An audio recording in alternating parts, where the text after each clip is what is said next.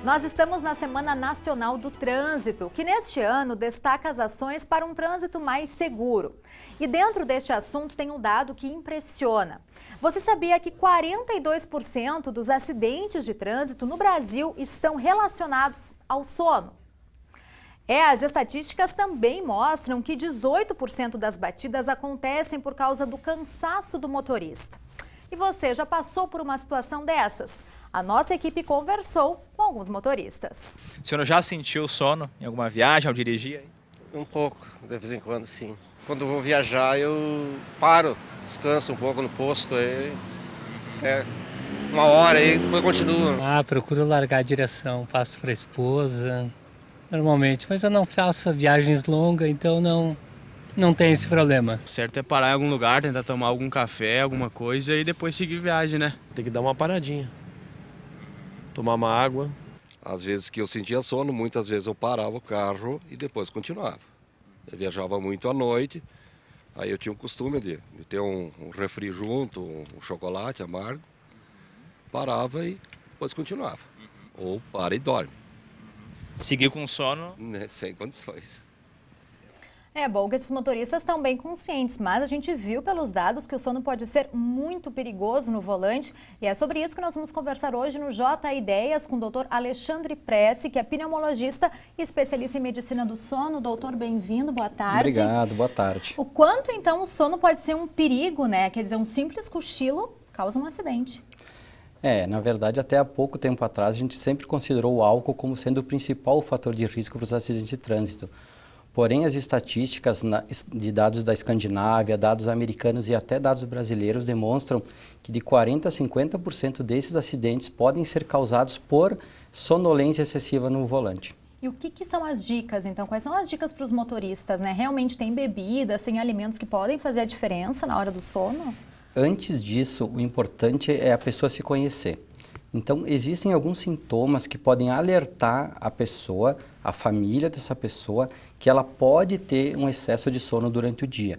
Quais são esses sintomas? O principal deles é o roncar noturno. Então, a pessoa que ronca muito de forma frequente, um ronco de alta intensidade, tem um forte preditor de ter hipersonolência diurna. Outros fatores que a gente pode considerar que são importantes é aquela pessoa que, apesar de dormir de 6 a 8 horas, que é o horário recomendado, acorda cansada. A pessoa que acorda com aquela sensação de que o sono não foi reparador. Então, essa situação é um alerta para que a pessoa procure um especialista e investigue o porquê, dormindo 8 horas, ela acorda cansada.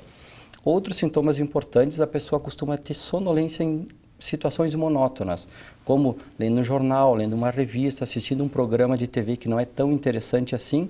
A pessoa está no sofá, de repente está lá, repousa e acaba cochilando. Mas o cochilo no volante pode acontecer com qualquer um, né?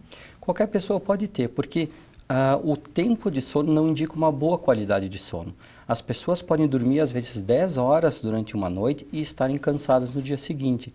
Existem outros fatores que também são importantes, como por exemplo, a vinda de um filho, né? Aquele primeiro ano tão difícil, tão conturbado, que a pessoa não está acostumada a despertar várias vezes de noite, seja para amamentar, seja para ajudar no cuidado do bebê.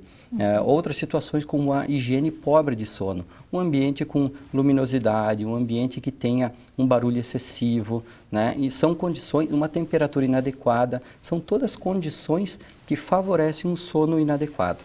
Mas, doutor, na prática, então, o que pode ajudar ali se a pessoa está com sono dirigindo? O café, essas bebidas ajudam?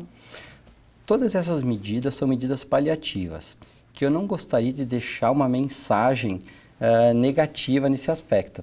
Que a pessoa acha que, por exemplo, está dirigindo, está tomando café, está mascando chicletes, molhando os olhos com água fria, liga o ar-condicionado gelado, aumenta o volume do rádio, a pessoa, na verdade, está se enganando. O cérebro está querendo descansar, o cérebro está querendo dormir. E um vacilo de 2 ou 3 segundos, naquele piscar de olhos que a gente imagina que vai durar uma fração de segundo, pode durar mais do que isso. E tu pode estar passando por uma curva, tu pode não ver uma criança atravessando na tua frente. Então, doutor? O ideal é sim, parar o carro. A pessoa teve sintomas de sono, estaciona o carro, se tem alguém que dirige do lado, troca de motorista, se não um cochilo de 10 a 15 minutos normalmente é o suficiente para reparar aquele dano neurológico e a pessoa pode depois continuar por 2, 3 horas dirigindo sem maiores problemas. Ok, dirigir melhor também durante o dia, então, né? Sem dúvida nenhuma, nós temos um hormônio chamado melatonina, que ele acaba sendo produzido no entardecer, quando o sol se põe. E é à noite melhor que ele... não dirigir à noite. Com certeza. Muito obrigada, então, pela participação, doutor. Obrigado.